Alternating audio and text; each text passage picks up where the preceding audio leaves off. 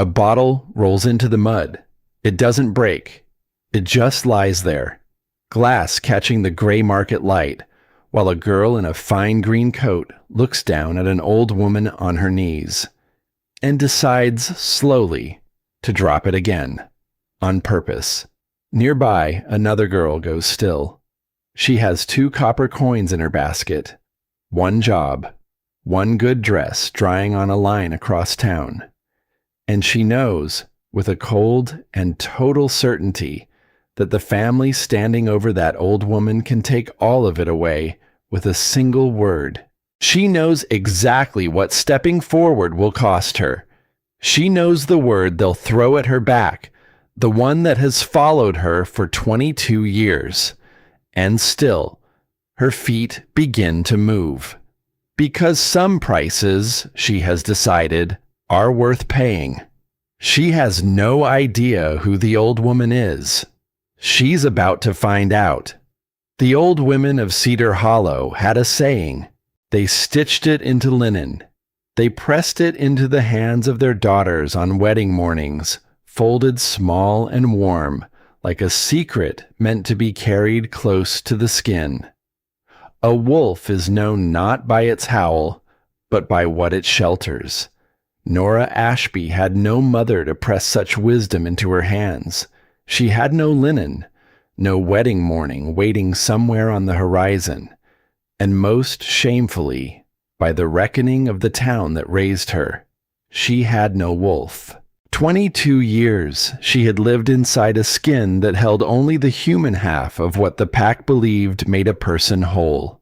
No shift under the moon. No silver in her eyes when the dark came down.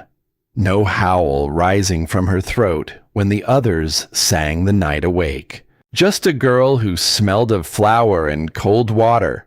A girl who swept the bakery floor before the sun came up and washed her 1 good dress in the creek on the quiet mornings, kneeling on the smooth stones while the water ran over her hands until they ached. She kept the saying anyway. She had found it once. A torn scrap of linen at the market, someone's discarded wedding cloth, probably, dropped in the mud and forgotten. She had folded it down to the size of her thumbnail and tucked it into the locket that had been her mother's. The locket held no portrait. It held only the scrap, and the scrap held only those words.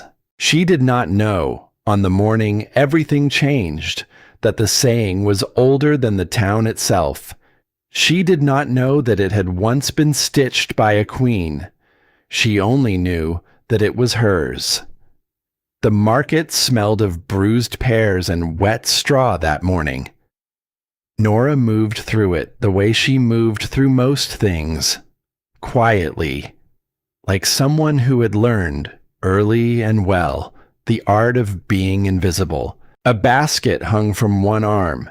Inside it, 2 copper coins and a knot of bread she had saved from yesterday's shift.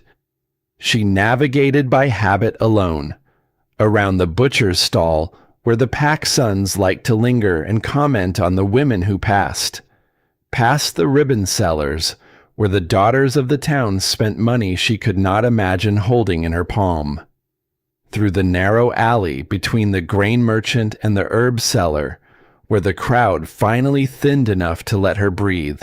She was doing the math in her head. 2 coppers, turnips maybe, candle wax if she was careful. And then she heard the voice, sharp as a struck flint, a woman's voice, young and certain, coming from behind the cart at the market's edge. "You deaf old woman. I said move. This space is reserved for pack members." Nora stopped. She knew the voice before she saw the face. Bryn Halloran, 17 years old, daughter of the man who governed the eastern quarter of the town.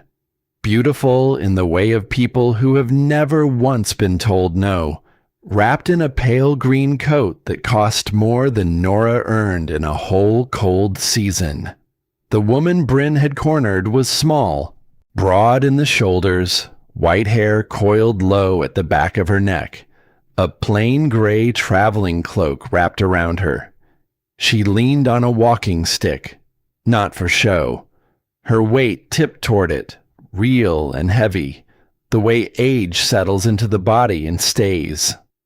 On a folded square of cloth in front of her, she had arranged perhaps a dozen small glass bottles and a bundle of dried herbs. A traveler, selling remedies at the edge of things. Common enough. "I am not in your space," the old woman said. Her voice was unhurried, precise. It carried something Nora could not name at first. The quality of someone who had, at some point in her life, been listened to. Completely. Without question. "You're in the sight line of my stall," Bryn's two companions laughed on cue. One of them, a girl Nora knew only in passing, Casey Croft, reached out and flicked one of the little bottles off the cloth with a single lazy finger. It did not break. It rolled into the mud, and the old woman bent to retrieve it, slow, so slow, her hand reaching down through the cold air with a patience that made something in Nora's throat pull tight. "Oops," Casey said. A flat, pretty cruelty, the kind that costs the speaker nothing. Then Bryn crouched, a theatrical little dip. She picked up the bottle herself, held it a moment, looked at the old woman, and dropped it again. On purpose. Nora was already moving. She reached the bottle before it could roll any further, scooped it out of the mud, straightened. Her heart was loud in her own ears, because she knew exactly what she was doing. The Halloran family controlled two of the town's bakeries, including the one where she swept the floors before dawn. She was standing, in the most literal way a person can stand, between her only income and a girl who could erase it with a single word. She held the bottle out anyway. Here, she used the hem of her apron to wipe the mud from the glass, gentle, thorough, the way she did everything. "I don't think it's cracked." The old woman took it, and her eyes moved over Nora's face. Dark eyes, deep set, framed in fine lines. They moved with an attention that felt less like being looked at, and more like being read, page by page, down to the margins. "And who," came Bryn's voice from behind her, "asked for your opinion? Wolfless?" The word landed the way it always did. A small private flinch, somewhere under the ribs. A door she had learned to hold shut. Nora kept her back straight. "Nobody," she said. She turned to face the girl. "But I saw something fall, and I picked it up. That's all." Bryn's expression flickered. Surprise first. Then it settled into contempt, because contempt was the safer country. It did not ask her to look at why a girl with mud on her apron had, for one bare second, made her feel ashamed. "You work at the bakery," Bryn said. Not a question. "I do." "Then you work for us, essentially." She let that sit in the cold air between them. "And you'd like to keep it that way." Nora said nothing. The silence was its own kind of answer, and they both knew it. "Walk away," Bryn said, softer now, almost kind, which was worse. "And we'll all pretend this never happened." Nora looked at the old woman, and something passed between them. Not words, not the pack bond she had never once been allowed to feel. Something plainer than that. Older. The simple recognition of one person seeing another and deciding, quietly, that she mattered. The old woman gave the smallest shake of her head. "Don't," the gesture said. "Don't sacrifice yourself for me." Nora ignored it. "I'll help you move your things," she said to the old woman, "if you'd like a better spot. There's dry ground by the east fountain, better light, and she began to fold the cloth around the remaining bottles.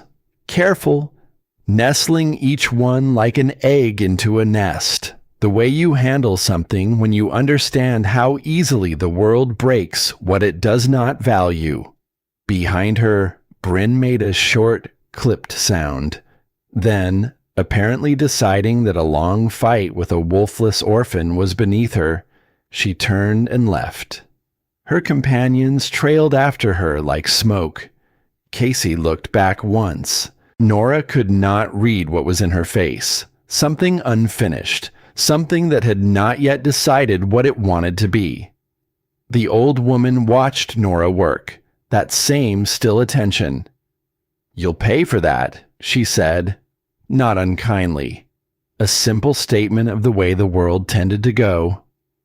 "Maybe." Nora nodded, the cloth closed. "But it costs nothing to be decent, and I've never had much else to spend." The old woman was quiet for a long moment. When she spoke again, her voice had changed, softer at the edges, as though she were setting the name down somewhere careful, somewhere it would keep. "What is your name, child?" "Nora Ashby." "Ashby," the woman repeated, slow, like tasting it, and then, so simply that Nora almost missed the weight of it. "I am Della." The next morning, the world she had built for herself cracked straight down the middle. It happened the way most quiet disasters do, without warning, without ceremony. A scrap of paper, folded once, waiting under the bakery door in the blue dark before dawn. Nora found it when she arrived, still half asleep, her breath fogging in the cold. She crouched, picked it up, unfolded it in the thin gray light. The words were short. "Your services are no longer required. No need to come in." That was all. No name, no reason. But she did not need either.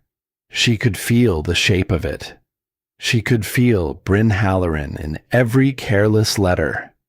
Nora stood there for a long moment. The bakery was locked. The ovens cold behind the glass.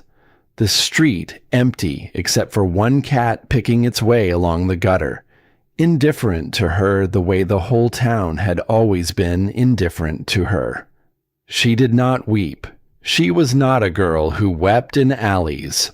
Life had trained that out of her early, the way it trains a plant to grow sideways when there is a wall in the way. Instead, she thought about numbers. The room she rented from the old widow on the lane. What it cost. What she had saved, which was almost nothing. Folded into the toe of a spare stocking. 11 days. Maybe 12, if she was careful. If she ate less. If she did not light the candle at night. 11 days before, she would have to choose between the roof and the bread. That was the math of her life now. And the arithmetic did not care that she had done the right thing at the market. It did not care that a girl had dropped a bottle in the mud on purpose, and that someone had needed to pick it up. The world rarely rewards the ones who stop. She had known that going in. She had stopped anyway. She went home, sat on the edge of the narrow bed, turned the note over in her hands, and began, on the back of it, to make a list. Every place that might take her, every skill she could sell, every door she had not yet knocked on. The seamstress, maybe.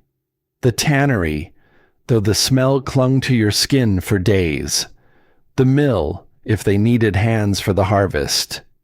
She was 3 lines into the list when the knock came. Firm, even. 3 knocks, and then silence. Not the widow's knock. The widow shuffled and muttered and rattled the latch. This was different. Nora opened the door.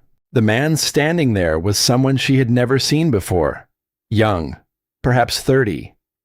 A lean, composed face, and a kind of stillness that she associated without quite knowing why, with people who had been trained to be dangerous and had decided, for now, not to be.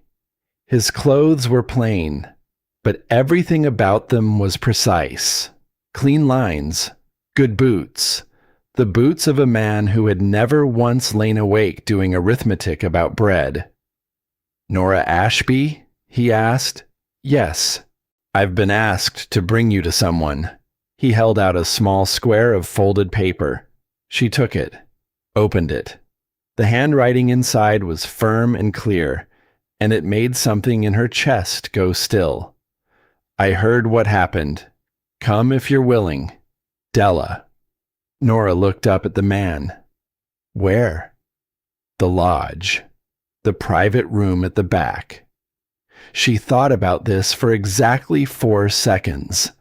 An old woman selling remedies from a cloth in the mud, who sent a man in good boots to fetch her by name. Nothing about it added up. And yet, she reached for her coat. The lodge was the finest place in the town. Not that the competition was fierce. Nora had passed its front windows 100 times. She had never once walked through its door. She did now, chin level, heart going quick and light behind her ribs, like something with wings trapped in a small room. The man led her down a hall that smelled of wood smoke and beeswax and something warmer underneath. Roast meat, cloves, the sense of a world that had never had to count its candles. He stopped at a door and opened it, and Nora stepped into a room paneled in dark oak, warm with the light of a real fire, and felt immediately that she had walked into the middle of something much larger than herself. Della sat at the table. The gray cloak was gone. In its place, something simple but very well made, the kind of plain that only money can afford. Her white hair was still coiled at the nape of her neck. Her walking stick leaned against the chair, but she did not look like a peddler now. She looked like exactly what she was, though Nora did not yet have the word for it. She looked like someone who had spent a lifetime being obeyed. There were others in the room. 2 men stood near the walls, quiet, alert, the kind of men whose eyes go first to the exits and then to your hands. They did not speak. They did not need to. And at the head of the table, a 3rd man sat. Large was the wrong word for him. Too small a word. He was not merely tall. He was built with a kind of scaled authority, shoulders wide, hands deliberate. The way he filled the chair suggesting that the chair was fortunate to be of use to him, and somehow aware of the honor. His hair was dark, his jaw unshaven, and his eyes. His eyes were the color of iron held near firelight. A dark, particular gray, with something luminous moving in the depths of it, like the last light on water at the end of a day. He looked at Nora, and she could not read the look. It was not unkind. It was not warm either. It was careful. Something shifted low in his chest, though nothing showed on his face. He had expected, if he was honest, someone smaller. Not in body, in spirit. His mother's account had been brief, and he had filled the gaps with the usual assumptions. A frightened orphan, a girl who had blundered into a moment of courage and would now be trembling in the presence of things too large for her. But the woman in the doorway was not trembling. She stood the way a person stands at the edge of cold water, having already decided to go in. And she smelled of flour and creek water and something faint underneath it, something clean and stubborn that he had no name for, and found, to his own quiet irritation, that he wanted one. He filed the thought away. He was good at that. "Nora," Della said gently, I'd like you to meet my son." The man at the head of the table stood, which was, somehow, a courteous gesture in a body that seemed to have been designed for the opposite. "Cade Voss," he said. A pause, just long enough. Alpha King. The list in Nora's pocket. The seamstress, the tannery, the mill. All of it went suddenly, completely, irrelevant. She did not curtsy. She was not entirely sure she knew how, and she was not about to embarrass herself trying. She inclined her head instead, and hoped that covered whatever the moment required. "Sit down, child," Della said. Nora sat. Cade Voss sat, and then he did something that undid a small knot in her chest without her permission. He reached for the pot on the table, poured a cup of tea, and set it in front of her first, before his own. Such a small thing. The practicality of it. The ordinary courtesy of pouring for the guest before the self. It helped her breathe. "My mother told me what happened at the market," he said. His voice was low, level, a voice built for rooms much larger than this one, held deliberately soft. In some detail. "It was a small thing," Nora said. "The girl had you dismissed from your work by morning." He let that sit. "That is not a small consequence." Nora looked down at the tea, watched the steam rise off it and curl toward the fire. "That's not your concern," she said. "I'm not your concern." She glanced at Della, softened, just slightly. "I appreciate that you wanted to help, but I didn't do it to be paid for it. Not with coins. Not with this." Her eyes moved over the oak, the fire, the quiet men by the wall. "I don't want anything from you." "I'm not offering you anything," Cade said. A beat. Yet. He leaned forward, and the firelight moved across his face, and she saw for just a moment how tired the careful in him was, how long he must have worn it. "I want to understand something first." He looked at her. Fully. The kind of look she had spent her whole life learning to slip out from under, because attention, in her experience, was the thing that came just before cruelty. But there was no cruelty in this. "Why didn't you walk away?" he asked. "You knew what it would cost you. You knew exactly, and you did it anyway. Why?" The fire shifted. Somewhere outside, a cart moved slow over cold stones, and the sound came into the room and faded. Nora was quiet. Then she gave him the truth, because he was looking at her as though a lie would cost her the last thing she had. "Because she was alone," she said. "And there were 3 of them. And someone had to." Silence. "And..." She stopped, started again, quieter. Honest to the bone, the way she was honest about everything. Because dishonesty had always seemed like a luxury for people with more to lose. "Because I know what it feels like. To be treated like your being there is an inconvenience, like the world would be tidier if you simply weren't in it." She turned the cup a half circle on the table, did not look up. I didn't want her to feel that. Not for one more minute than she had to. Della reached across the table, covered Nora's hand with her own for just a moment, weathered fingers, warm and dry, pressing once and letting go. Cade did not speak right away. Something had moved through him at her words, quiet and heavy, and he sat with it before he trusted his own voice. He had spent years surrounded by people who wanted things from him. Land, favor, standing, marriage into the line. He knew the exact shape of ambition when it walked into a room and arranged its face into humility. This was not that. This girl had been handed a lever that could lift her out of the mud of her life, and she was pushing it away with both hands, and she was doing it because she did not want to be the kind of person who took it. He had not met that in a very long time. Perhaps he had never met it at all. "The Halloran family," he said at last. "Are they often this kind of trouble?" Nora considered the question, chose her ground carefully, the way she chose everything. "Lord Halloran is well within his sanctioned authority," she said. "His daughter is young, and she hasn't yet been told she's wrong about anything." A small pause. "That's a parenting matter, not a governing one."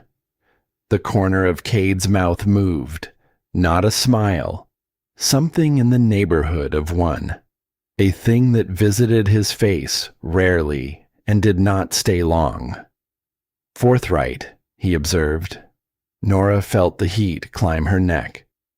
"I'm sorry. Should I not have—" "No." The almost smile again, closer this time. "I prefer it."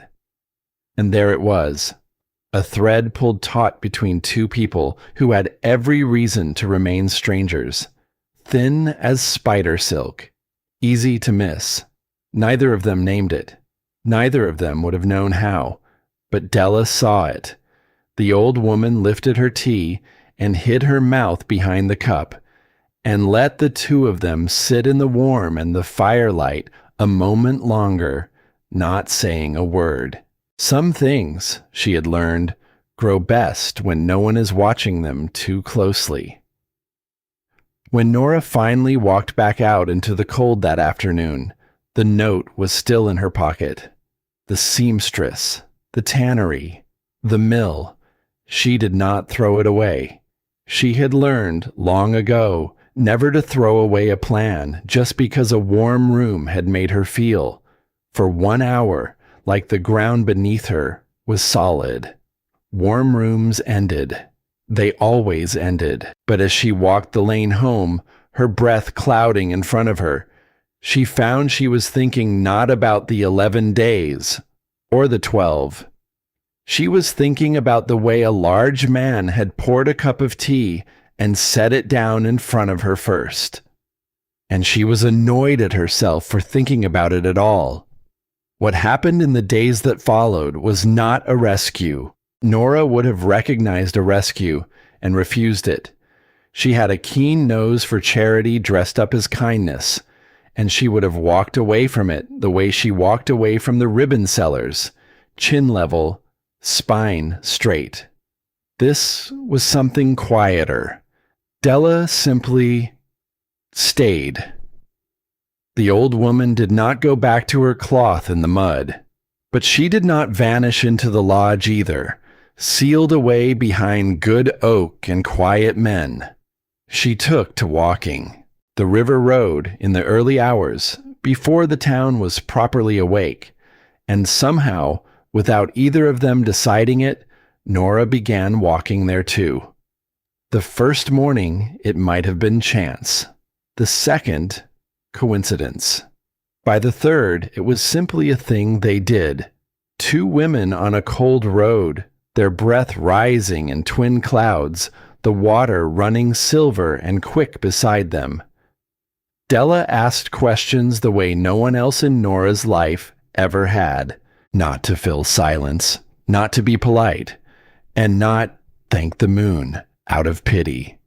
She asked as though the answers mattered, as though Nora were a country she intended to learn, and meant to learn it well. "The place you grew up," Della said one morning.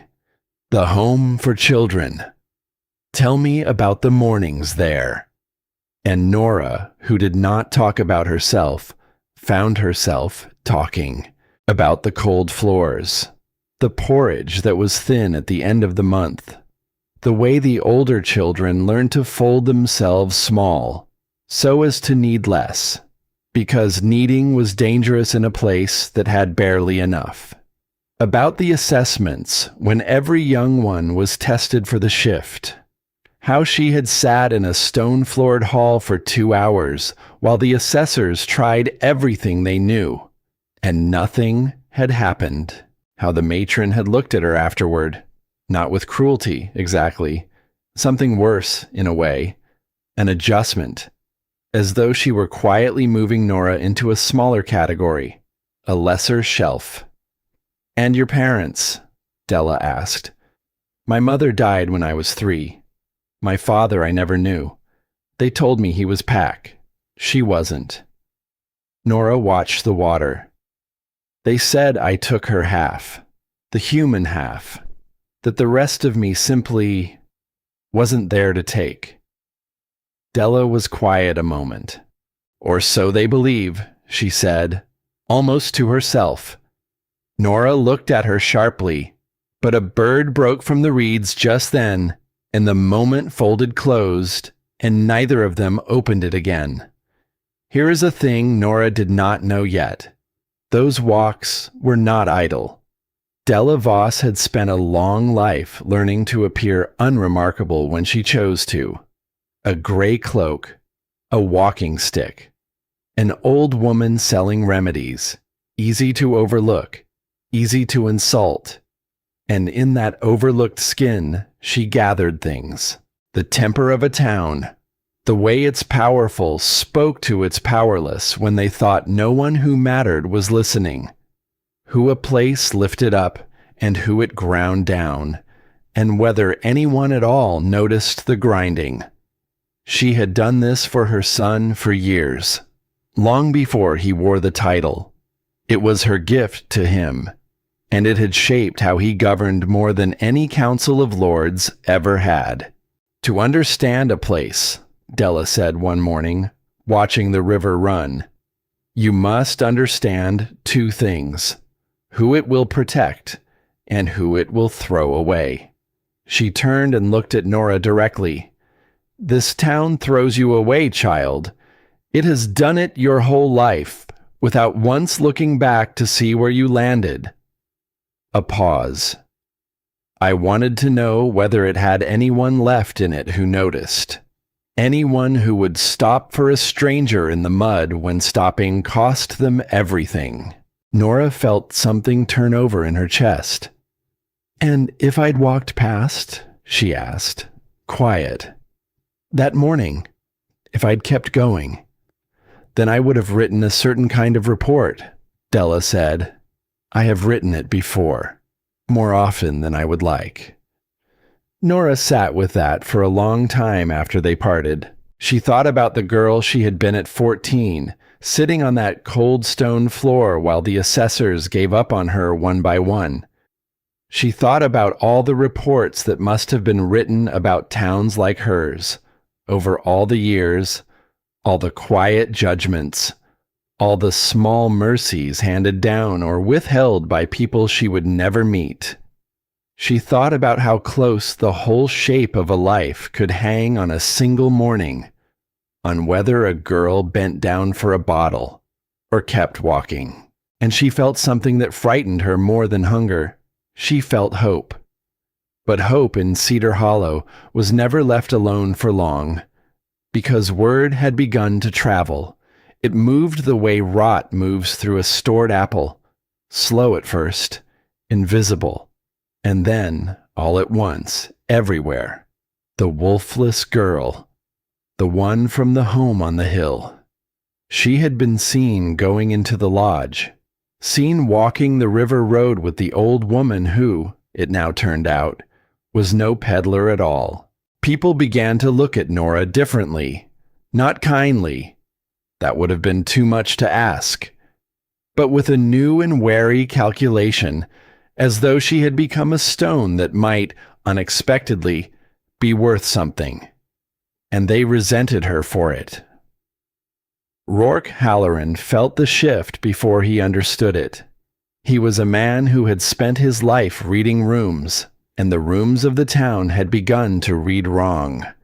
A hum in them, a current he could not name and did not like. His daughter had come home from the market in a fury weeks ago, complaining about an orphan who had embarrassed her in front of an old crone.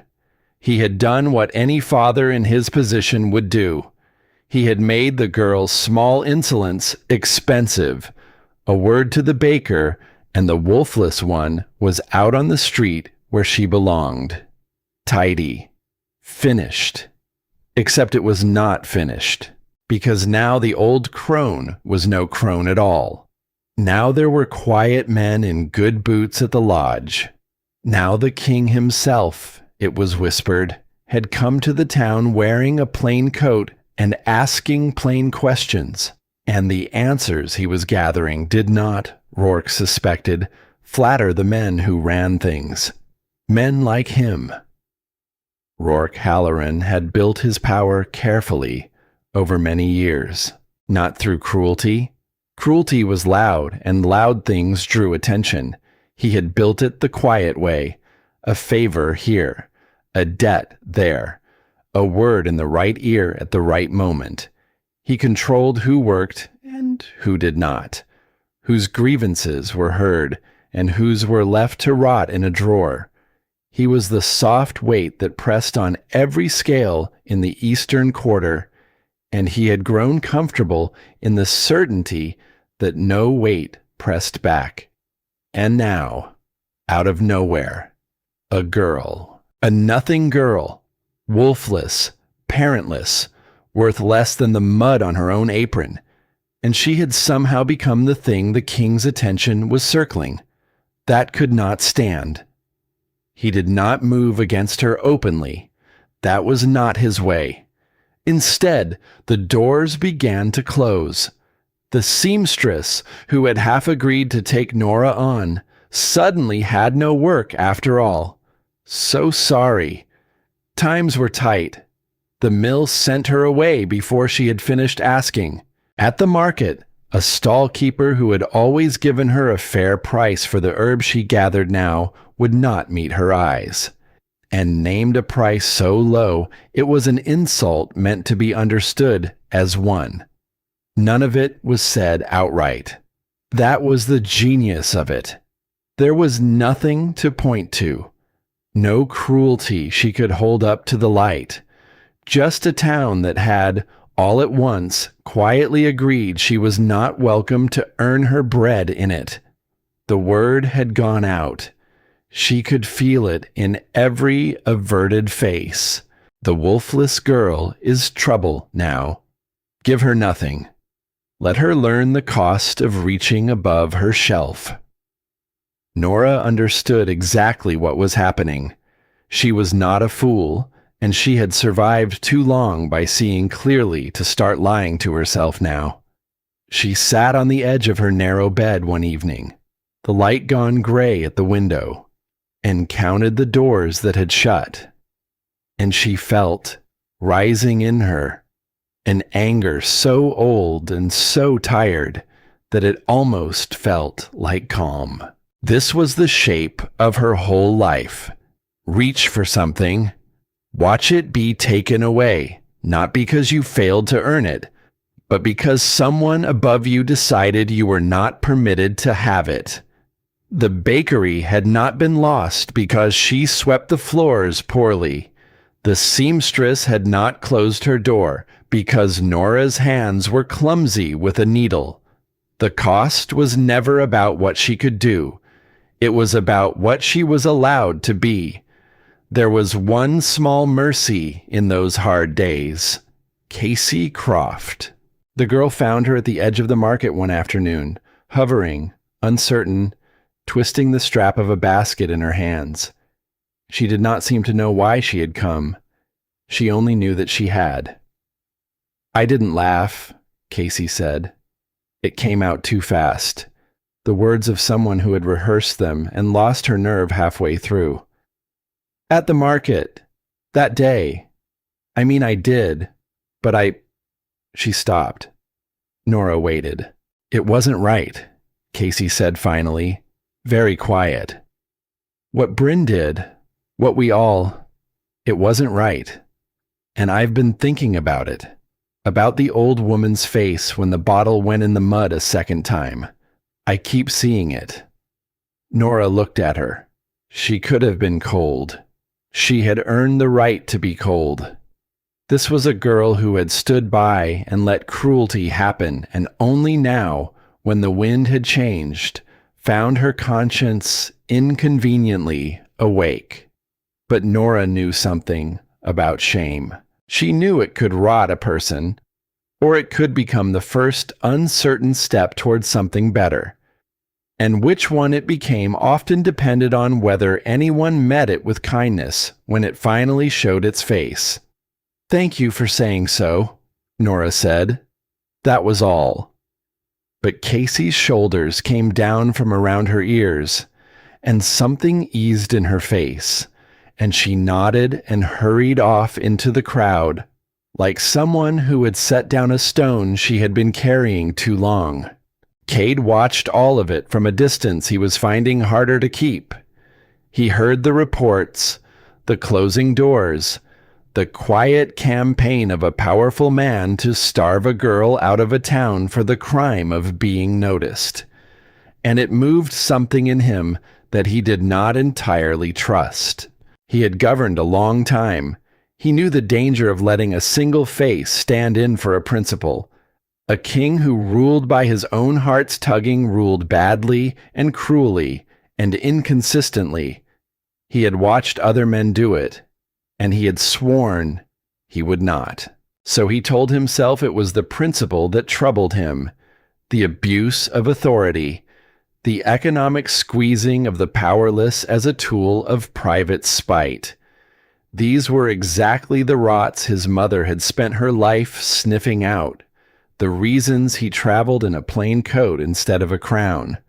It was the principle, it was. And yet, when he pictured the girl sitting alone in a rented room counting days like coins, something in his chest went tight and hot in a way that principle did not explain. He remembered the smell of her, flour and cold water and that clean, stubborn thing underneath.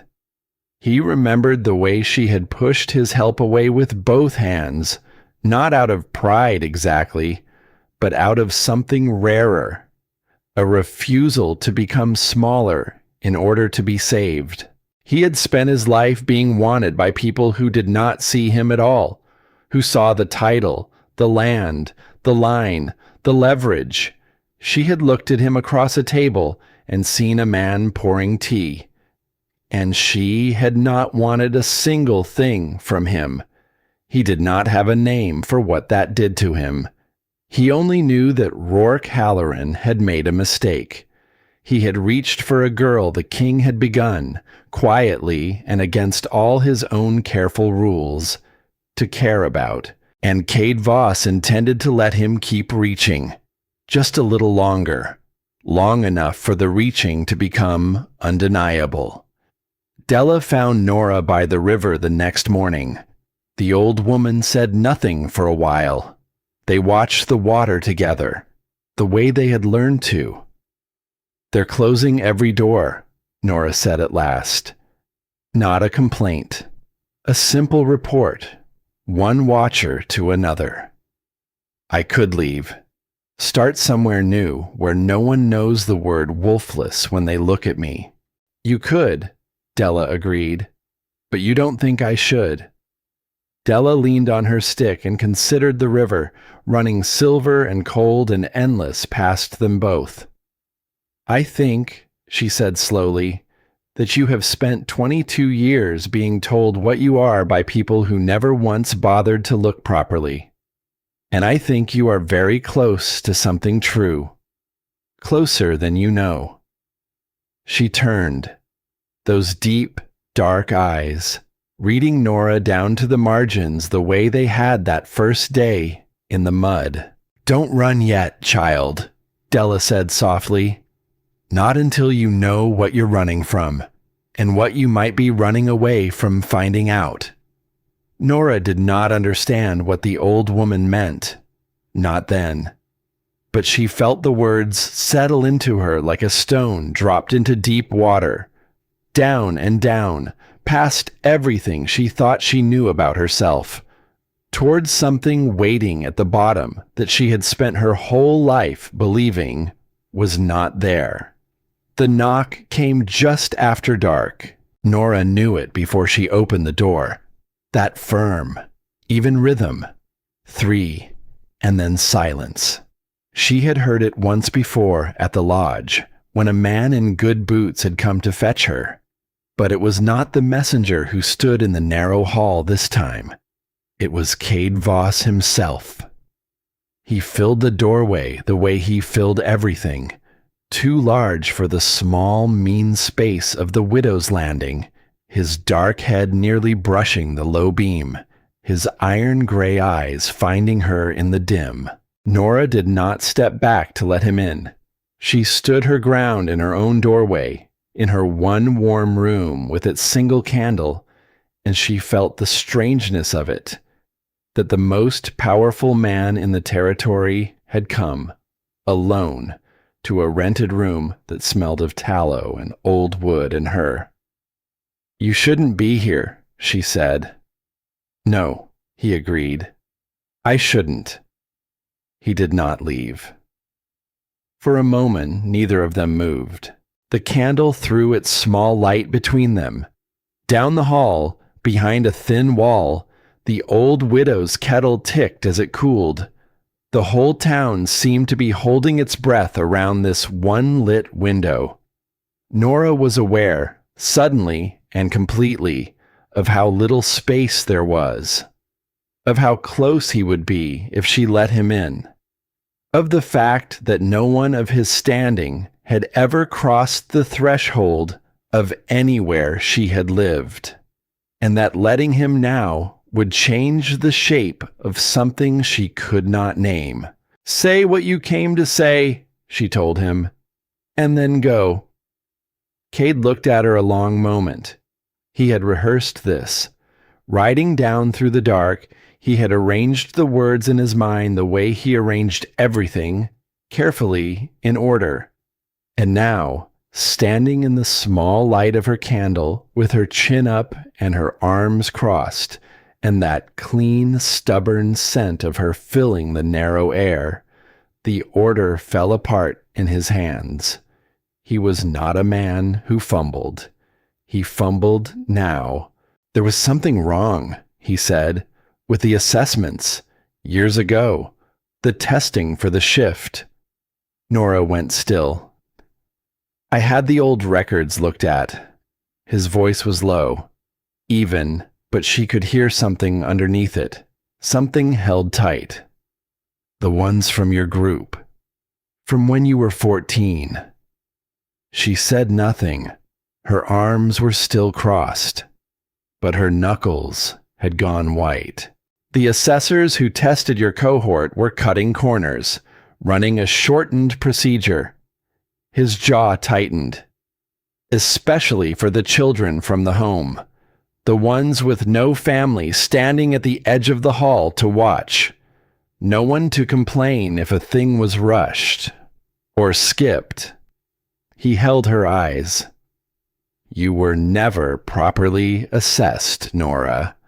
None of you were." The words did not fit through the door of her understanding. They were too large. They hung in the small, warm room, impossible, and Nora stood beneath them the way a person stands beneath a ceiling that has begun, silently, to crack. "Why?" she said. It was not the question he expected. "Why what? Why are you telling me this?" Her voice was flat, careful, the voice of someone walking on ice and testing every step. "You're the king. You have a whole territory. Reports, lords, 100 towns. And you rode down here in the dark, alone, to my room, to tell me about a piece of paper from 8 years ago." She uncrossed her arms, then crossed them again, tighter. "Why does the wolfless orphan matter enough for that? Tell me the real reason. Because I've learned that when powerful people take a sudden interest in someone like me, there's always a reason. And it's never the kind one. The accusation landed, and Nora watched it land. Watched something move across his face that she had not seen there before. Not anger. She had braced for anger. The cold displeasure of a man unused to being questioned. This was something else. For a moment he looked, of all impossible things, like a man who had been caught out, not in a lie, in a truth he had not meant to show. "You want the real reason," he said quietly. "Yes." He was silent a moment, and when he spoke, it was not the king's voice. It was lower than that, more bare. "When I was young," Cade said, "before the title, before any of it, I sat in a hall much like the one you sat in, and I was tested. And everyone in that hall already knew what the result would be, because of whose son I was, because of the blood in me." He looked at the candle flame, not at her. "They didn't test me, Nora. They confirmed me. There was a difference, and I felt it even then. I felt the whole room deciding what I was before I'd shifted a single hair. And I hated it. I hated being a thing that had already been decided." His eyes came back to her. "You sat in the same kind of hall, and they decided you too. Only they decided you were nothing. And no one ever went back to check whether they were right." Nora's throat had gone tight. "That's not an answer," she managed. "That's a sad story about a king who had it easy and felt guilty about it." The corner of his mouth moved, almost a smile. There was no offense in it. "You really don't let anything past." "No, I don't." "Good." He said it the way he'd said it at the lodge, with a plainness that was almost startling. Then the near smile faded, and the bareness came back into his face. "The real reason," he said, "is that I have spent my whole life around people who were exactly what everyone said they were. The loyal lord who was loyal. The ambitious man who was ambitious. The flattering courtier who flattered. Predictable. Decided. Like coins already stamped." He took a slow breath. "And then an old woman dropped a bottle in the mud in a town at the edge of my map, and a girl who had everything to lose stopped for her. Not because it was safe, because it was right. And that girl was wearing a word around her neck that a careless man had stamped on her at 14. And I found that I could not stop thinking." He stopped. "That the word might be wrong. That she might be something no one had bothered to look for. And that if I did not go and check, no one ever would." The room was very quiet. The candle guttered in some small draught, and the shadows swayed on the walls, and Nora stood in the center of her one warm room, with her heart going hard and uneven against her ribs. She had asked for the real reason to protect herself. She had expected a reason she could refuse. Ambition, politics, a powerful man's boredom, a whim dressed up as kindness. Something with an edge she could push against. He had given her, instead, something with no edge at all. He had said, in his low, bare voice, that he had looked at her and seen a question no one else had thought to ask. That was so much worse. "Come in," she heard herself say. "You're letting the cold in." It was not surrender. She told herself it was not. It was only that the widow would wake, and the door was old, and the night was bitter. Cade stepped inside, and the room, already small, became a room with the two of them in it. He did not sit. There was one chair and the narrow bed, and he seemed to understand without being told that the chair was hers, and the bed was not a place he could put himself. So he stood near the door, dark and still, and made himself as small as such a man could make himself, which was not very. Nora stood by the little table with the candle. The distance between them was 3 steps. Less. She was aware of every inch of it. There are proper assessors, Cade said, in the capital. They can do a full evaluation. It takes longer. A different method entirely. He paused and chose his next words with visible care. And it may come to nothing. Some people are simply more human-weighted. That is not a lack, Nora. It is not less. It is only what they are. He said it flatly, and she understood that he meant it, that it was a thing he believed, and not a thing he was offering to soften a blow. But you should have been told the truth of it, he said, not handed a rushed nothing and told it was a verdict. Her hand went to her throat, an old reflex. Her thumb found the small warm shape of the locket and pressed against it, the way another woman might press her hand over a hurt. Cade's eyes followed the movement. What is that? He asked. Lo, she did not know why she showed him. She would wonder at it for a long time after. Perhaps it was that he had shown her something bare, and it seemed only fair to answer in kind. Perhaps it was simply that she was tired of being the only one in a room with something hidden against her skin. She opened the locket, and she drew out the scrap of linen, worn nearly to nothing at the folds, soft as a moth's wing, and she held it out on her open palm in the candlelight. He looked at it, and something happened to his face that Nora had no words for. He read the small, stitched line once, then again, slower, and a stillness came over him that was different from all his other stillnesses. This one had grief in it. Where did you get this? He said. It was barely a question.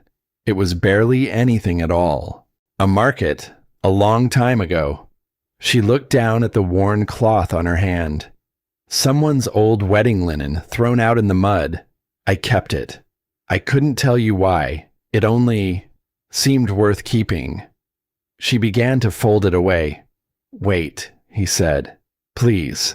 She stopped. My mother stitched that. The words fell into the small room and lay there.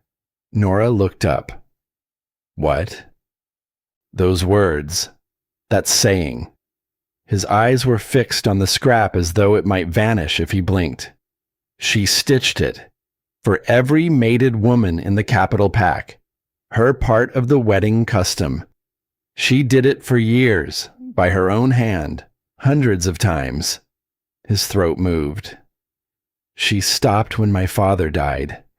She said it had gone hollow, that she could not stitch about sheltering when she herself felt so unsheltered, so bare to the cold of it. He looked at the candle. That was a long time ago, longer than you've been grown. Nora stood with the linen on her open palm and felt the whole architecture of her life shift on its foundations.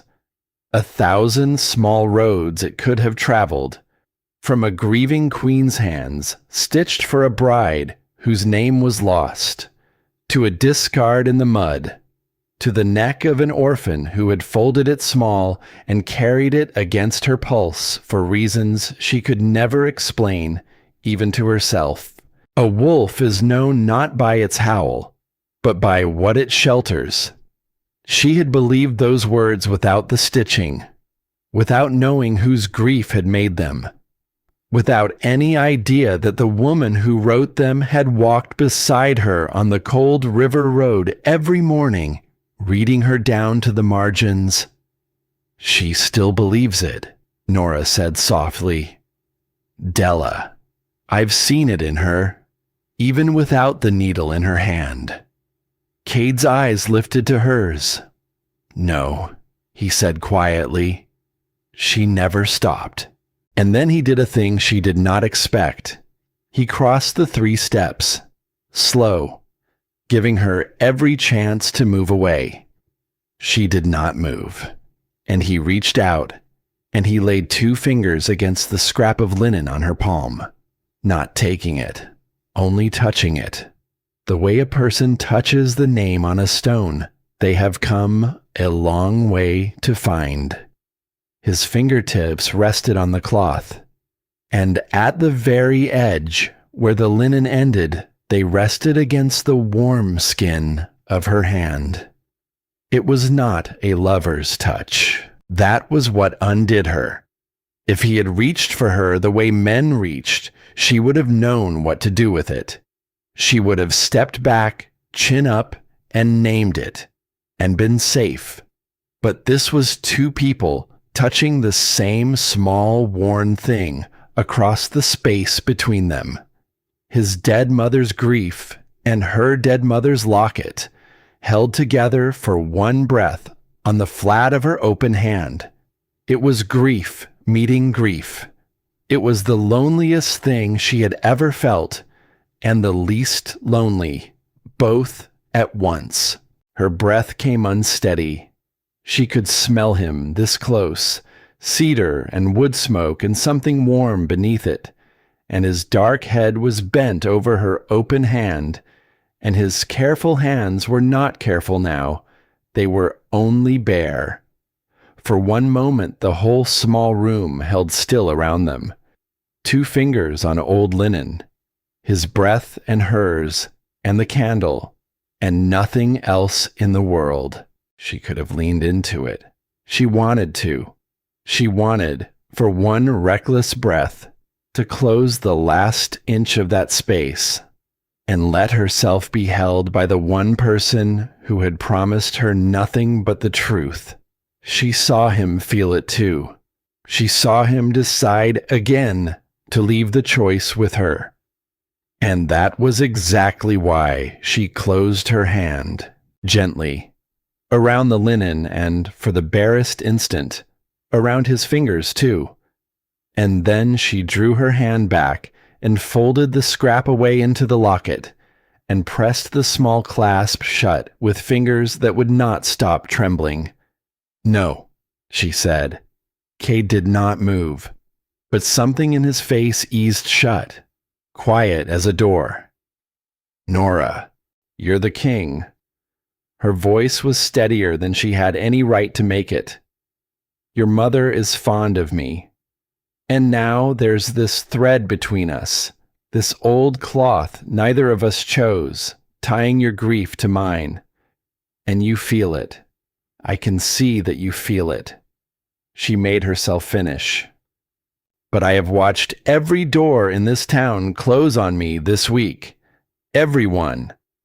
And the only thing I have left that no one has managed to take is the knowledge that I have never once made myself smaller to be let through any of them." Her chin came up. "If I let you carry me now, I'll always wonder whether I earned the room I stand in, or whether the king just decided to make space for the sad, wolfless girl his mother liked.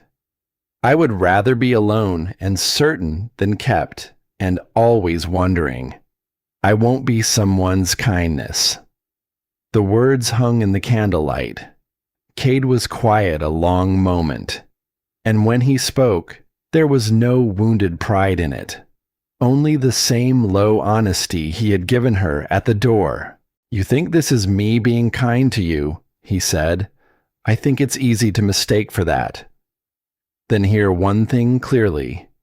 He held her eyes across the small, warm space. "Kindness looks down. It reaches from above and feels sorry for how small a person is, and it feels good about the reaching." A pause. "From the moment you walked into that room and pushed my help away with both hands, I have not once looked down at you. I don't know how to. You stand too straight for it." She had no answer.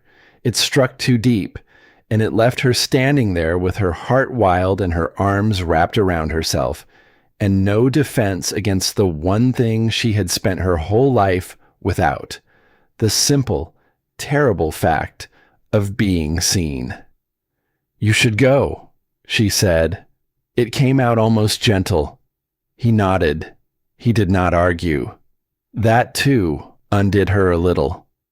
At the door he stopped, one hand on the old frame, and did not turn around. "Whatever you decide about the assessors," he said, "decide it alone. Not for me. Not for my mother. Not to prove anything to the ones who shut you out." A pause. "Do it because you have a right to the truth of your own self. Nobody else's telling of it. Yours." And then he was gone, down the dark stairs, and the cold rushed in where he had been. Nora stood a long time in her one warm room, with the candle burning low. Della's words came back to her, settling into that deep place they had fallen. "Don't run yet, child. Not until you know what you're running from, and what you might be running away from finding out." She understood now. For 22 years, a closed door had told her what she was. She had learned to live behind it. She had even, at the last, learned to be at peace there. But peace built on a rushed nothing was not peace. It was only a quieter cell.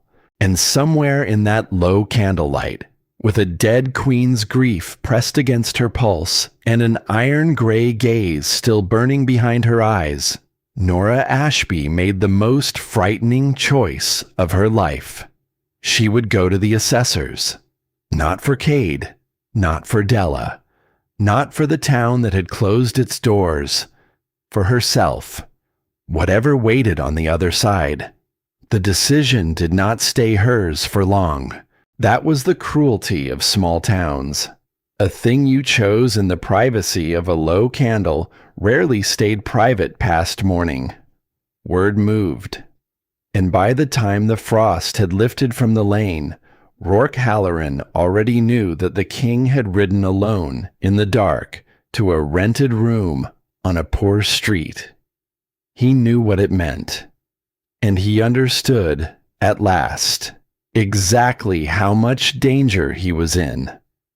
Rourke was not a stupid man. Stupid men shouted.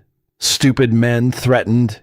He had watched such men rise on their own noise and fall just as fast, and he had learned from every one of them.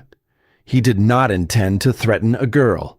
He intended to make her impossible. He came to the lodge himself, in daylight, in his finest coat, with the bearing of a man arriving as an equal rather than a subject, which was itself a kind of message. He asked with great courtesy for a word with the king. He got it. What passed between them was not loud. Rourke did not rage. He sat across from Cade Voss in the warm oak room and spoke in the reasonable, regretful tones of a man who wanted only to spare everyone a great deal of pain. There were laws, he observed, old ones, concerning the standing of the unshifted, concerning what a wolfless person could and could not be within a pack, concerning, most particularly, who could stand at the side of a pack's leader and be recognized. "I raise it only," Rourke said, "because I would hate to see the king humiliated, to see him elevate someone and then watch the old law strip her back down in front of everyone. That would wound you far worse than never lifting her at all." He spread his hands, reasonable, regretful. "Some doors, Your Majesty, are closed for good reason. A girl with no wolf in her, no name, no line. Half a person by the oldest reckoning we have." A pause. "The pack will not follow a king who forgets the difference between mercy and folly. And a king they will not follow, is not a king for long. Cade did not move. He had governed long enough to know the shape of a threat when it arrived wearing the clothes of concern. And this was a fine one. Rourke had not asked for anything. He had merely described a cliff and gestured gently at how far the fall would be. "Do this," the gesture said, "and you risk your own crown." "You've thought about this a great deal," Cade said. "I think about the stability of the territory a great deal. It is what men in my position are for." "And the girl is nothing," Rourke said, with the faint regret of a man stating a hard truth for the listener's own good. "That is rather the point." Inside, something in Cade had gone very cold and very still.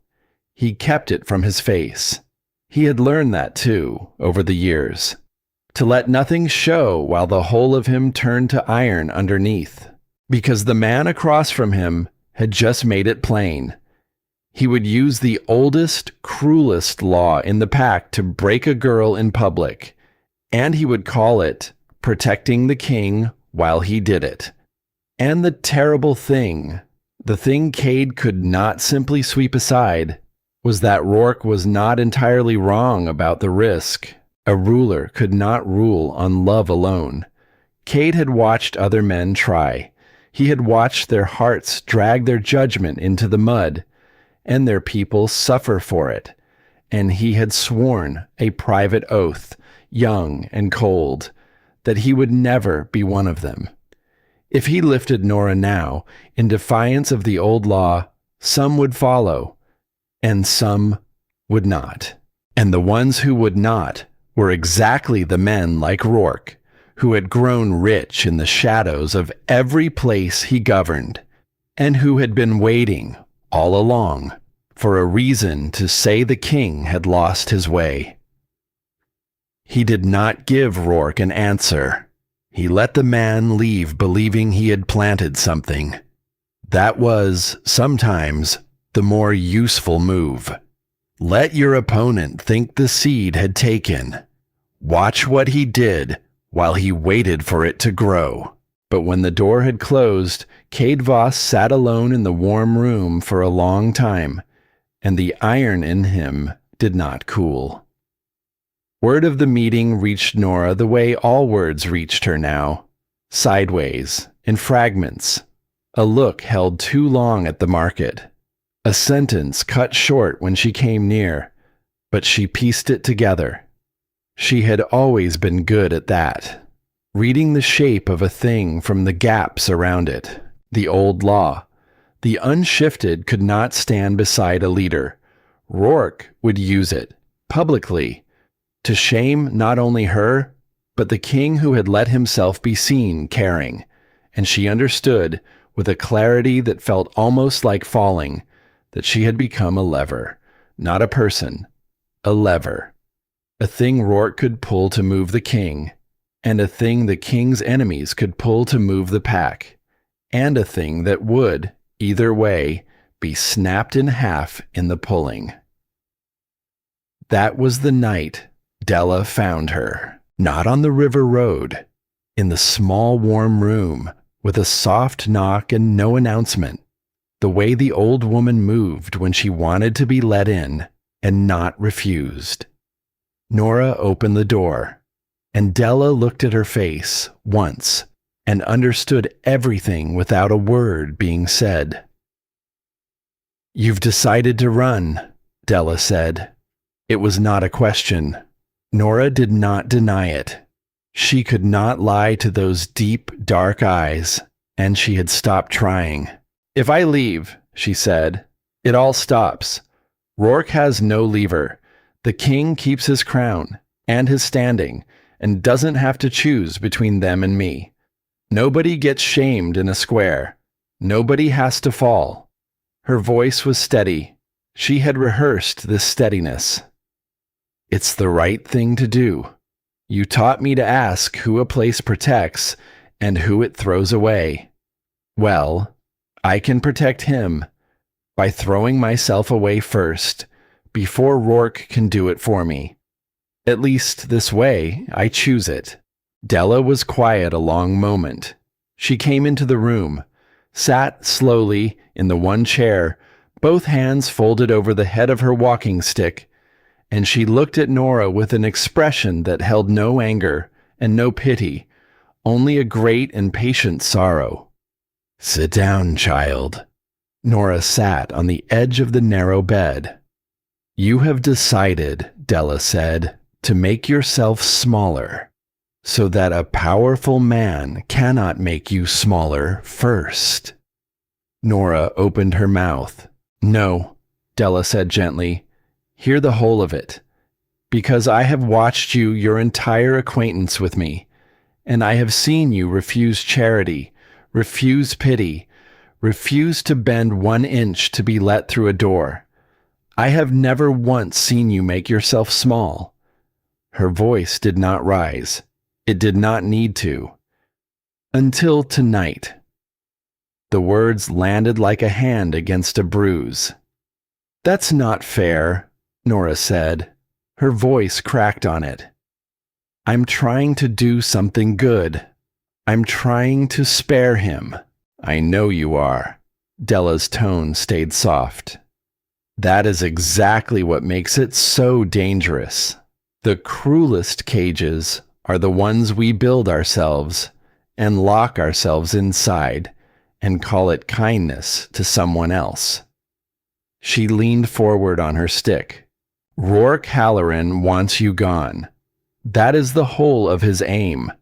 He does not care whether you leave in shame or in nobility. He does not care whether you are thrown out or walk out with your chin held high, believing it was your own choice. He wins the same either way. The town closes over the space where you stood, and nothing changes. And the next wolfless child learns the same lesson you learned at 14. A pause. That people like her are meant to make themselves scarce, for everyone's comfort. Nora was crying now. She had not meant to. She hated it. "Then what am I supposed to do?" she said. "If I stay, he breaks me in the square. If I go, at least I choose the shape of it. There's no door here that doesn't close on me. There never has been." Della was silent for a moment, and when she spoke again, it was not the voice of a queen, or a watcher, or a woman who read towns for a living. It was only the voice of someone old who had loved and lost and learned, speaking to someone young. "Let me tell you the thing I know," Della said, "that took me a lifetime to learn, and a widowhood, and more grief than I will trouble you with." Her thumb moved slowly over the worn head of the walking stick. "Your worth was never a thing that could be handed to you, not by an assessor, not by a pack, not by a king, and not, child, by me. If it could be handed to you, it could be taken from you, and then it was never truly yours to begin with. It was only borrowed, on loan from people who could call it back whenever it suited them." She lifted her eyes to Nora's. "You stopped for me in the mud when it cost you everything. No one gave you that. It came out of you, from a place no assessment ever measured and no law can strip away. That is who you are, not the word they pinned on you at 14. That." The room was very quiet. The candle burned low. Down the hall, the widow's floorboard settled and went still. "Rourke can pull his old law into the square," Della said. "He can say the word wolfless as loud as he likes, but he cannot make it true that you are less. Only you can do that. And you would be doing it tonight by running, by agreeing with him, by deciding, before he ever gets the chance, that the wolfless girl is a thing to be removed for everyone's sake." She shook her head slowly. "Don't hand him the one victory he cannot win on his own. Nora sat with the tears drying on her face and something turning over, slow and enormous, in her chest. "You said the assessment might come to nothing," she said at last. "Cade said it too, that some people are simply more human weighted, that it isn't less. That is true. Then it doesn't matter what the assessors find, wolf or no wolf. It changes nothing about the law. Rourke can still say what I am." She looked up. "So why do it? Why put myself through it, if it can't even save me?" Della smiled then. It was a small smile and a tired one, and it held a whole life inside it. "Because it was never meant to save you, child," she said softly. "It was never about them at all. It was about you." She rose slowly, leaning on the stick. "You have spent 22 years living behind a door someone slammed on you in a hurry without ever looking to see what was truly behind it. You made peace with the closed door. I understand that. It was a brave, hard peace, and it kept you alive." Her deep eyes held Nora's, but it was peace with a lie. "And you deserve to know the truth of your own self. Not to prove it to Rourke, not to earn Cade, not to win anything. Simply because it is yours, and no one ever let you have it. Whatever is behind that door, you deserve to open it with your own hand, at last." Nora stood. Something had changed in her. Della could see it. A settling. The particular stillness of a person who has stopped running long enough to plant their feet. "All right," Nora said. It was becoming her word. For the closing of doors onto hard things, and the opening of harder ones. "I won't run. I'll go to the assessors. Not to beat Rourke. Not to keep Cade. For me. To know." She wiped her face with the back of her hand. Straightened. "And whatever they find, I'll walk back into that town with my chin up. Wolf or no wolf. Because you're right. That part was never theirs to give or take. It was always mine." Della crossed the small room and took Nora's face in her two old hands, weathered palms, warm and dry, cupping her cheeks the way no one had done since a mother she could barely remember. "There she is," the old woman said quietly. "There is the girl who stopped in the mud. I knew she was still in there." She pressed her lips to Nora's forehead. Once, and Nora, who had spent 22 years learning to need nothing and no one, let herself be held for the length of a single breath and did not pull away. Word went to the capital that night. The proper assessors were sent for. Not the corner cutters who had rushed a hall full of orphans years ago, but the patient ones, the ones who did not watch the clock, who understood that the truth of a person was not a thing to be hurried. They would come within days. And in the small warm room on the poor street, Nora Ashby lay awake a long time, one hand at her throat, her thumb pressed to the worn shape of the locket, and the dead queen's words folded inside it. A wolf is known not by its howl, but by what it shelters. She had sheltered an old woman in the mud, not knowing who she was. Now, at last, she was ready to find out what she herself had been sheltering all this time, behind a door slammed shut by careless hands. Whatever it was, whatever it cost, she was ready to open it. Rourke Halloran wanted a spectacle. That was the first thing Nora understood when word came that the assessment would happen. He had spread it through the town himself, wrapped in false concern. Come and see. Let the matter be settled in the open once and for all. He wanted the whole town gathered. He wanted an audience for her failure, so that when the old law fell on her afterward, everyone would already feel in their bones that it was only right. He had built a stage, and Nora decided, quietly, that she would not stand on it. She sent word back through Della, not the courtyard, not the open square with the low walls where the town could gather and murmur and wait to watch her come up empty the way she always had. She would be assessed.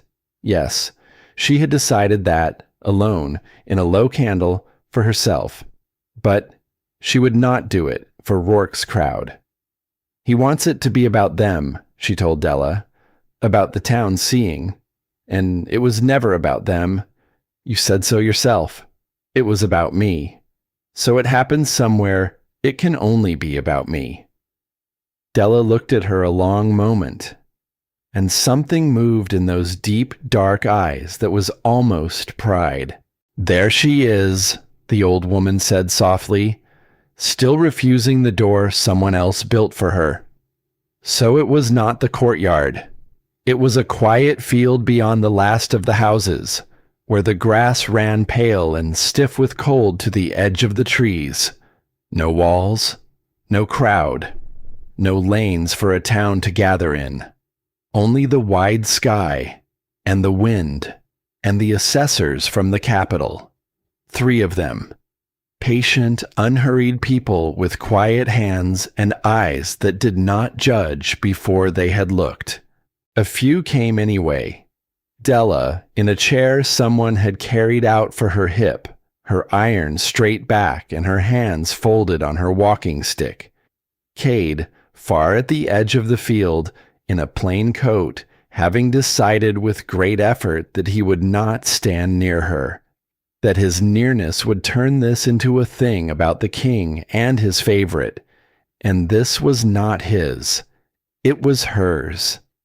So he stood at the margin, hands loose at his sides, and inside, everything in him was drawn tight as a bent bow. And Rourke Halloran. He had come uninvited, of course. He had brought his daughter. He stood at the far edge of the field with his fine coat and his gray certainty, cheated of his crowd, watching with the sour patience of a man who still expected to win. Bryn stood beside him. She had not wanted to come. Something had been working in her since the market, since Casey Croft's quiet turning, since the old woman's face when the bottle went in the mud a second time. But her father had brought her, and she stood with her chin up out of habit, and her eyes kept slipping to the girl in the field and away again. Nora stood in the pale grass, alone. She wore her one good dress, washed clean in the creek, dried stiff in the cold. It was not impressive. It had never been impressive, but it was hers, and it was clean, and she had decided she would meet whatever came in the only good thing she owned. She did not look at Rourke. She did not look at Cade, though she could feel him at the edge of the field like warmth through a wall. She looked at the sky and the trees and the wind moving through the pale grass, and she breathed. The assessors began, and it was nothing like the hall of her childhood. There was no clock, no sense of a thing being hurried toward a foregone end. The patient people spoke to her low and calm. They did not treat her as an inconvenience to be processed and shelved. They treated her as a person whose truth was worth the time it took to find. Breathe, the eldest told her, a woman with quiet hands and gray at her temples. There is no hurry here. None. Whatever we find in its own time. Nora breathed. An hour passed. Nothing came. The old fear rose in her. The stone floor of the childhood hall. The matron's face afterward, moving her into a smaller category. the bone-deep certainty that she was a jar someone had already weighed and found empty. She felt it rise, and she did not fight it. She let it come, and let it move through her, the way the wind moved through the grass, and pass. Across the field, she heard the faint change in Rourke, the small shift of a man watching things go exactly as he had known they would. She did not turn toward it. She let that pass, too. A second hour. The patient people did not falter. The gray-haired woman crouched down to Nora's level in the cold grass and spoke so softly that even the wind seemed to lean in to hear. "You've been holding it a long time," she said. "The door, haven't you?" Nora's eyes stung. "They told me there was nothing behind it," she whispered. "They told you that in a great hurry, without ever knocking." The woman's quiet eyes held hers. "You don't have to keep believing people who couldn't be bothered to knock." And here, in the quiet field, with no crowd to perform for and no enemy to defeat, something loosened in Nora that had been clenched tight her whole life. Not the wolf, not yet. Something before that, something simpler and older. She realized, kneeling in the cold, pale grass, that she had spent the first hour still doing it, still performing, still, somewhere underneath, straining to shift for Rourke, to shift against him, to prove the word wrong in front of the man who had thrown it at her. She had come to the quiet field to make it about herself, and she had brought Rourke with her anyway, in her own head, in the tight, straining place under her ribs that still needed him to be watching when the truth came out. So she let him go, not the wolf, Rourke. She let the whole town go, and the old law, and the word wolfless, and the need for any of them to see. She stopped straining toward a verdict she could throw in anyone's face. She stopped for the first time in 22 years, needing the truth of herself to be a weapon or a shield. She simply wanted, quietly, in the cold field, to know, for no one's sake but her own. And in that letting go, the door came open. At first there was only the wind on her face and her own heart going hard. And then, deep, at the very base of her, below the fear, below the place where the word had been pinned all these years, something stirred that she had spent her whole life believing was not there. It rose, like a tide she had been holding back without knowing she was holding it. Like water finding, at long last, the crack it had been pressing against for 22 years. It rose through her, warm and enormous, and entirely her own. And Nora gasped and felt the whole world tilt and shifted. For the first time under a wide, cold sky, she changed. She was small, brown-furred, trembling in the strangeness of a new shape, standing on 4 uncertain legs in the pale grass of a quiet field where almost no one had come to watch. And that was the thing that mattered most. Almost no one had come to watch. She had not done it for them. She had done it in a near-empty field, for herself, with the wind in her new fur and the trees at her back, and the truth of her own body rising up warm and undeniable from the deep. There was no crowd to gasp, no square to fall silent, no town to be forced, at last, to see her. There was only Nora, finally seeing herself, and she understood, in her strange new shape, standing in the quiet, that this was the truer victory. Not to make the town admit what she was, but to no longer need them to. The wolf had not risen to answer Rourke. It had risen because she had finally stopped asking anyone's permission to be whole. Della pressed her hand to her mouth. Her eyes were bright. She said nothing. She had known, from a bottle in the mud, from the first level look of a girl who would not walk away. She had known there was something in this one no assessment had ever measured. And now, at last, the girl knew it too. That was all Della had ever wanted for her. Not to be seen by the town. To be seen by herself. At the edge of the field, Cade let out a breath he had been holding for 2 hours. Whatever they find, he had told himself. Whatever they find, she is already more than any of them. And she was. That was the strange, aching thing.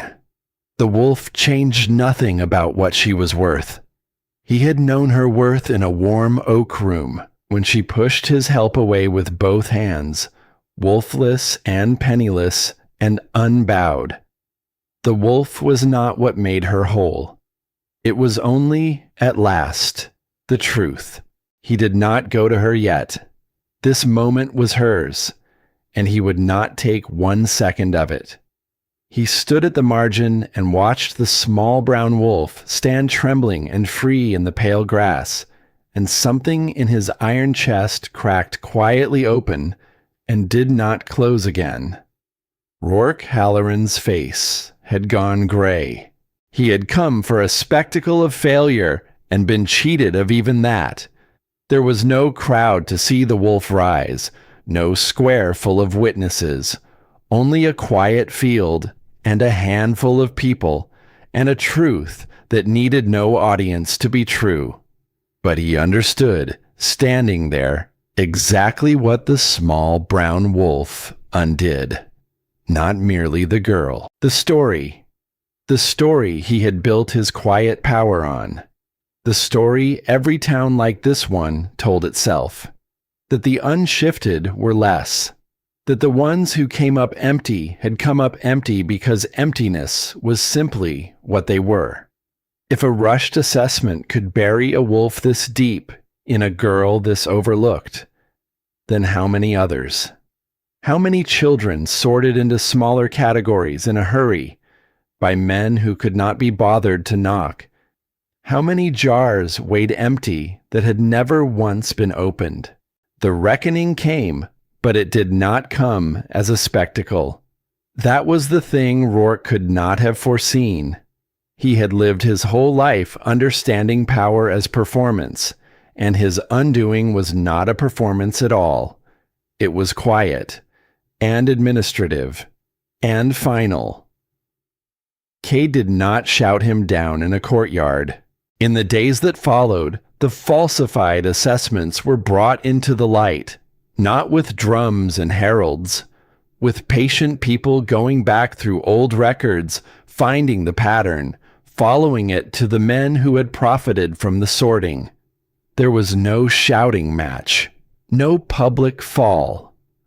Only one gray morning, a man arriving at Rourke Halloran's door to quietly return a favor long owed, and finding that this time there was nothing Rourke could offer in exchange that anyone still wanted. He stood in his fine coat in his own doorway and understood, slowly, that the room behind every scale he had ever pressed had emptied out while he was not looking. That was the whole of it. A powerful man, left holding debts no one feared anymore. He had wanted the whole town to watch a wolfless girl come up empty. Instead, the whole town, quietly, one averted errand at a time, simply stopped needing to ask him for anything at all. Bryn Halloran did not stop needing to think about it. She had watched the wolf rise in the quiet field. She had seen the thing her father declared impossible stand trembling and true in the pale grass. And something in her that had been hard and certain her whole short life cracked clean through. She was seeing it now. All of it. The bottle in the mud. The word she had thrown like a stone. The girl she had gotten dismissed with a single careless word to her father. On a whim, because she had never once been told she was wrong about anything. And that same girl, standing whole in the cold field. A wolf where Bryn had sworn, cruelly, laughing, that there was nothing. Shame moved through her like cold water. Real shame. The first she had ever truly felt. She did not know yet what to do with it. She was 17, and no one had ever taught her what came after shame. But it had started. And that, Nora could have told her, was where the better thing always began. Nora shifted back. The assessors helped her, patient as ever, easing her out of the new shape and into her own skin, and she knelt in the pale grass in her one good dress and breathed the cold air like a woman surfacing from deep water. She was shaking. She was crying. She was laughing, a little, in a way she did not fully understand. And when she finally lifted her head and looked around the quiet field, she did not look for the town. She did not look for Rourke to see his gray face. She did not look for a crowd to drink in their shock. She had thought all these years that if this ever happened, that was what she would want. To be seen, to be believed, to make them all admit it. She found that she did not want it at all. She looked instead at the sky. The same wide sky that had looked down on a girl washing her one good dress in a cold creek before dawn, believing all her life that she was only half of something whole. She had never been half of anything. The wolf had been there the entire time, down in the deep, below the fear, below the lie, waiting for the one thing no assessor and no lord and no careless hand had ever given her. Not a verdict. A chance to know. And she had taken it in a quiet field, with almost no one watching. That was the part that would stay with her, long after the story spread through the town on its own, without her lifting a finger to spread it. Long after Rourke faded into irrelevance and the old law quietly stopped being enforced, and the next wolfless child was assessed at last by someone patient enough to knock. It had not mattered that they finally saw her. It had mattered that she had stopped needing them to. Cade crossed the field then, slow. He did not reach for her. He crouched down in the pale grass to her level, the king of the whole territory, folding himself down to a woman kneeling in a creek-washed dress, and he waited. He did not grasp. He did not command. He held out nothing at all, and left her, as he had left her from the very first, every choice.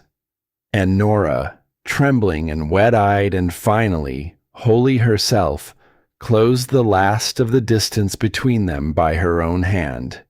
She leaned her forehead against his shoulder, just for a moment, just to rest. Not because she needed him to hold her up. She had proven in a quiet field that she could stand on her own in any shape at all, but because she had spent 22 years standing alone by necessity, and it was a different thing, and a sweeter one, to lean because she chose to. The wind moved through the pale grass. Della watched the two of them from her chair, her hand still pressed to her mouth, her eyes bright and old and full. She had asked a whole town a single question, weeks ago, disguised as a peddler in the mud. Who does this place shelter? And who does it throw away? And she had found her answer in a penniless orphan who stopped in the mud when it cost her everything, who refused every door built by other hands, who walked in the end into a quiet field and opened with her own hand the one door that had been closed on her longest. not to prove anything, simply to know. A wolf is known not by its howl, but by what it shelters. The girl had sheltered an old woman in the mud, not knowing who she was. And in doing it, without ever knowing, she had sheltered the truest thing of all, herself. The seasons turned, and the town rearranged itself quietly around a truth it had spent years denying. It did not happen the way stories say such things happen. There was no single golden morning when everything came right at once. There was only the slow, unglamorous work of a life being rebuilt on a foundation more solid than fear. A wolf, where there had been a word. A woman standing straight, where the town had only ever trained itself to look past someone. The first thing Nora did surprised everyone but Della. She found work, on her own, at the herb seller's stall, of all places, the very trade the old traveling woman in the mud had been plying the day the whole story began. Better hours than the bakery, kinder ones, hands that smelled of lavender and dried root now, instead of flour and cold creek water. She did it before Cade's people finished their quiet dismantling of Rourke. She did it before a single thing was settled between her and the king. She did it, above all, before anyone in the town could open their mouth and say she had risen on a man's favor. I wanted it clear, she told Della, one cold morning on the river road they still walked. In my own head, first, and in everyone else's, that my life got better because I made it better, not because a king reached down and pulled me up out of the mud. Della leaned on her stick and watched the silver water run. You have never once let anyone pull you up, the old woman said. It is the most maddening thing about you. A pause. And it is the reason any of this happened at all. Cade did not leave the town. The review that had brought him concluded. He sent his advisors back to the capital, and then he simply stayed, which caused a great deal of whispered speculation in the market, because no one could name an official reason for a king to linger at the edge of his own map. He took to appearing at the herb seller's stall in the mornings, on the flimsiest of pretexts. A tincture for a headache he almost certainly did not have. A bunch of dried lavender. A small pot of something the herb seller swore was good for tired eyes, which Nora could not prove, was a pretense but strongly, privately suspected. She would look up from her tying and knotting, and there he would be, large and still and entirely out of place among the little glass bottles, holding some remedy he had no earthly use for, watching her with those iron-gray eyes as though she were the only thing in the whole market worth the looking. He was not an easy man to know, careful where another man might have been cold, private where another might simply have been absent. He had learned to govern well at the cost of learning to reveal himself slowly, one guarded inch at a time, and Nora recognized the shape of that because she had learned the same thing in a harder school. But he asked questions the way his mother did, with real attention, and he listened to the answers with a focus that made her feel visible in a way she had gone her whole life without. She was not foolish enough to mistake gratitude for something deeper. She tested her own feelings the way she would test a bone she suspected was cracked, patiently, repeatedly, pressing and waiting, and pressing again until she was certain of what was true underneath. Bryn Halloran came to the stall one afternoon. She stood at the edge of it a long moment before Nora noticed her, twisting the strap of a basket in her hands. The fine coat was gone, traded for something plainer. Her chin, for perhaps the first time in her life, was not up. Nora set down the bundle she was tying and waited. "I rehearsed this," Bryn said finally, "the whole way here, and now I can't remember any of it." Nora said nothing. She let the girl find her own way to it. "What I did, at the market, the bottle, getting you dismissed, calling you—" She stopped, could not say the word. Her cheeks had gone red. "There's no excuse. I've spent weeks trying to find one, so I could bring it here and offer it to you, and there isn't one. I just did it. Because I could. Because no one had ever once told me I couldn't." She looked up. "I'm sorry. That's all. I don't expect it to fix anything. I just needed you to hear it from me and not from anyone else." It was not a good apology. Nora could see the rehearsal in it, the way it stumbled and doubled back on itself. But it was an apology, and the girl's cheeks were red with something that was, unmistakably, the beginning of shame. Real shame. The kind that could rot a person from the inside or become the first uncertain step toward someone better. Which one it became, Nora knew too well, often depended on whether anyone met it with grace when it finally showed its face. "All right," Nora said. That was all. No performance of forgiveness, no speech, no cruelty either. Just the quiet closing of a door on a thing that no longer needed to stand open. Bryn blinked as though she had braced for a great deal more and did not know what to do with so much less. "That's it?" the girl asked. "That's it." Nora picked up her herbs again. Then, after a moment, quieter, because she remembered too well what it was to be young and certain and utterly wrong. "You did a cruel thing. But you are not only the cruel thing you did. Not unless you decide to be. What you do with the shame is the part that matters, not the apology. The after." Bryn stood there a moment longer. Then she nodded slowly, and something eased in her shoulders, and she walked off into the market like someone who had set down a stone she had carried too far, and was only now noticing the lightness of her own two hands.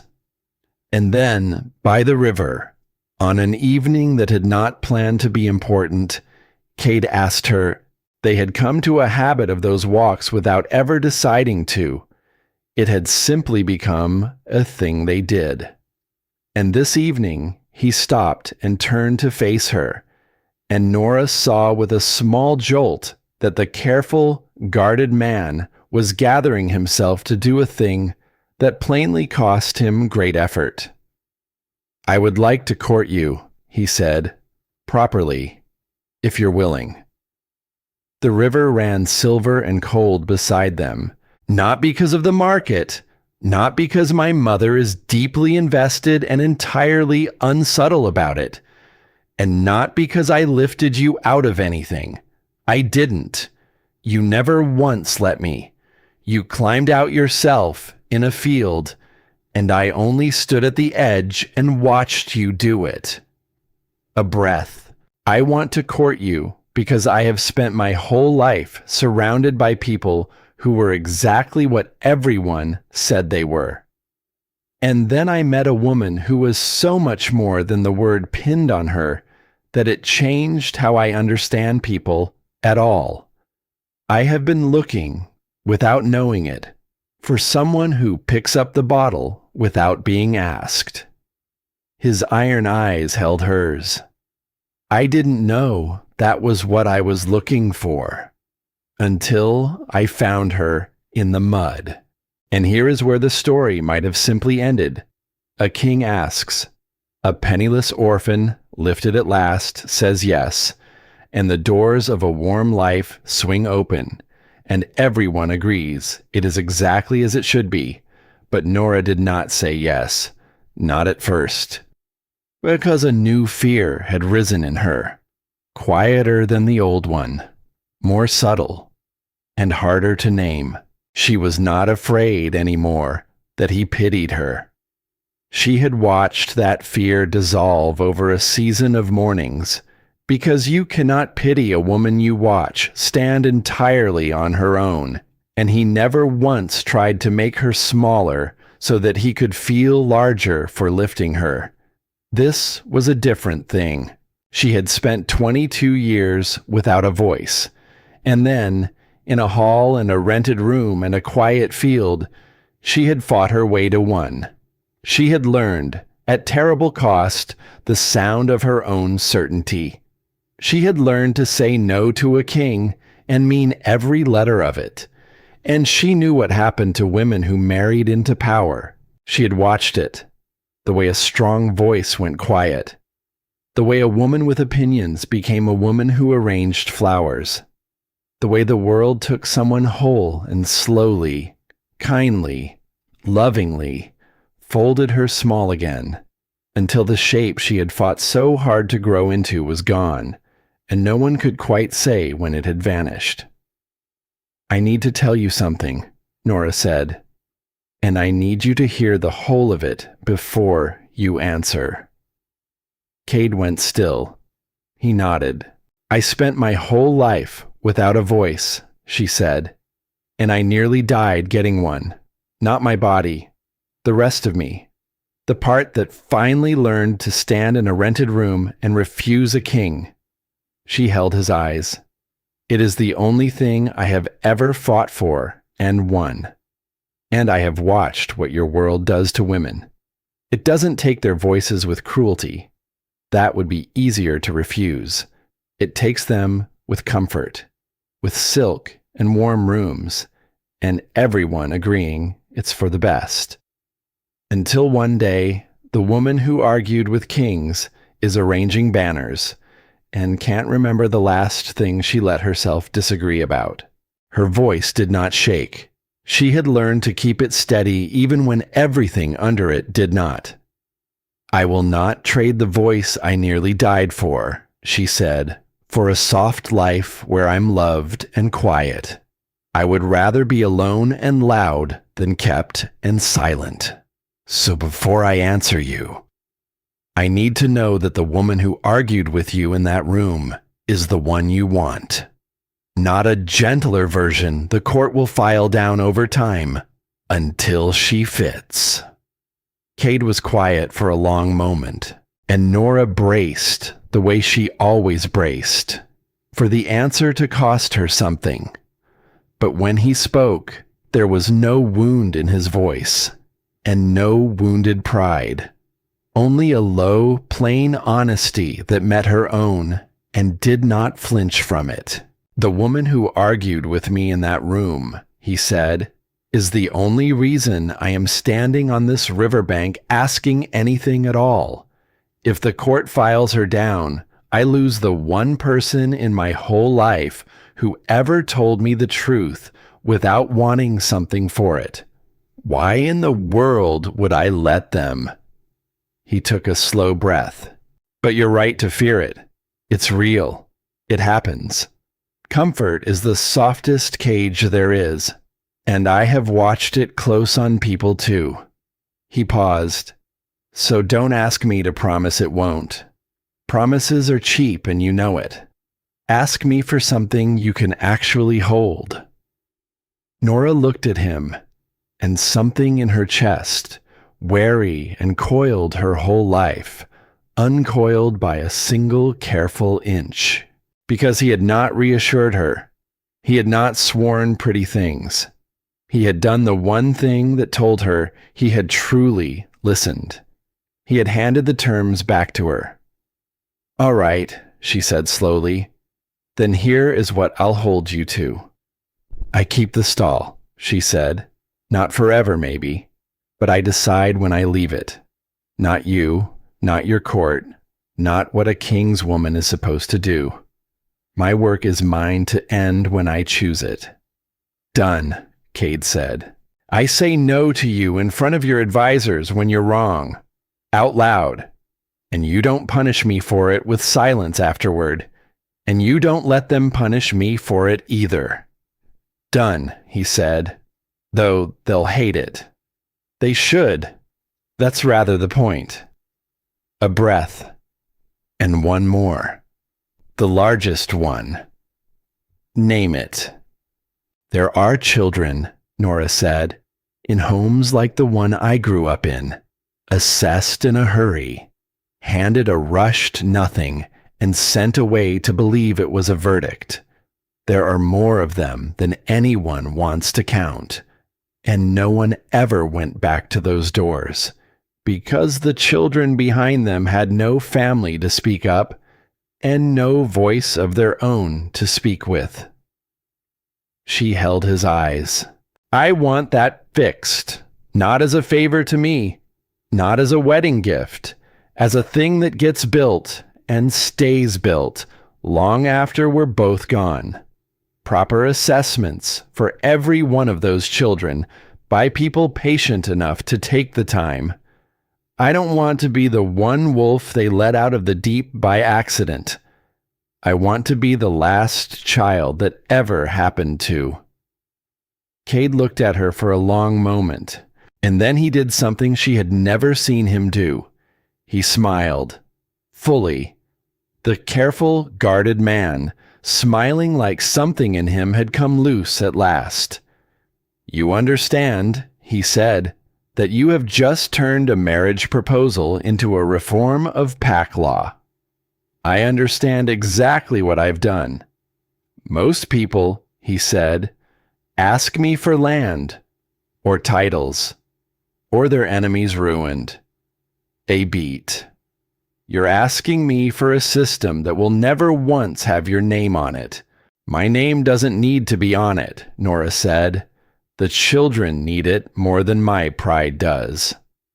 That, more than anything in the whole long season, was the moment Cade Voss fell the rest of the way. Not because she was kind. He had known she was kind since a bottle in the mud. Because she had been handed the keys to a warm life, everything she had gone hungry and cold for, and the first thing she reached for was not comfort for herself, but a door held open for children she would never meet.